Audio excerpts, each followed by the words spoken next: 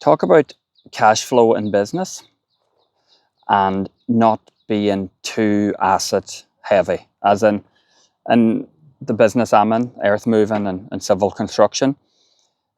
You need all sorts of different types of equipment. You need trucks, excavators, vans, tools, hammers, buckets. Every job is different if you cover a wide range of services. So it's very easy within a couple of years to use your cash flow to purchase assets outright. It saves you having to rent them in the future, but over the space of a few years, you can actually end up with a lot of assets that has cash tied up in them. So that's all good when you need the equipment and you're using it. But if the day comes that you don't need the equipment, to just leave it lying there and sitting there because you own it outright, you think there's no harm in it, but it's tying up your capital. So literally a good example of this is you've ended up with a couple of $1 million worth of equipment that maybe you're only using 20% of it. The other 75%, a few $1 million worth, is sitting up. It's waiting for the next job to come in because you'll use it then.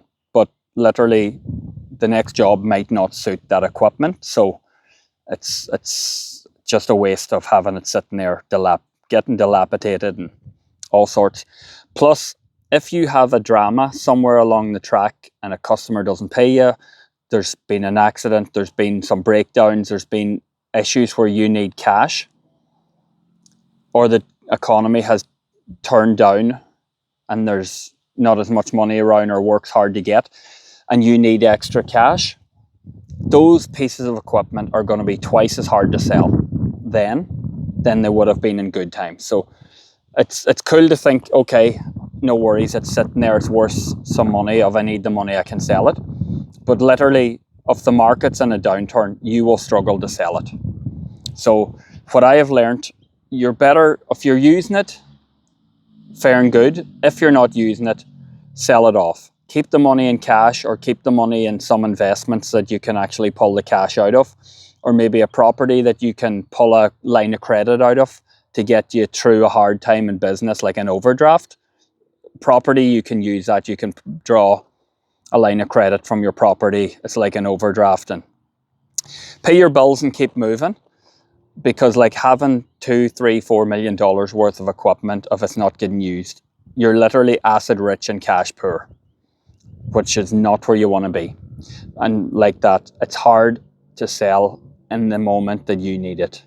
And if you do sell it, because if you're going through hard times, usually everyone else is going through hard times, they will not have the cash to buy it. So you're literally, your asset that could be worth $500,000, you might have to sell it for 300 grand to get rid of it in a hurry so that you have money to survive, the next pay run or the next load of materials you need, or pay some bills. So that's something that I've learned. I was actually very cash poor but asset rich. We had lots of assets, and then after a few dramas, jobs that might not have went so well, and customers that have went out of business and haven't paid, you will struggle for cash flow, but you'll have assets that are hard to cash in. So that's just something that I do moving forward. If I need a machine, I will buy it, I will use it. But the minute that job is done and I can see that there's work for that 20-tonner or 30-ton excavator next, I will sell it immediately. And I'll have time to sell it, and I'll have time to get the best price for it, rather than holding on to it for the next job. If the next job doesn't come, then I've got to try to sell it when I need money, and I've got to sell it in a hurry, and I've got to take whatever I'm getting. So it's not a good system. Plus, if you turn it back into cash sooner and you're sitting on that money, the next job that you're doing, you might only need an 8-ton excavator. So you have the cash to go out and purchase it, use it for the job, and do same again. If you can't see the next job for it, flog it off.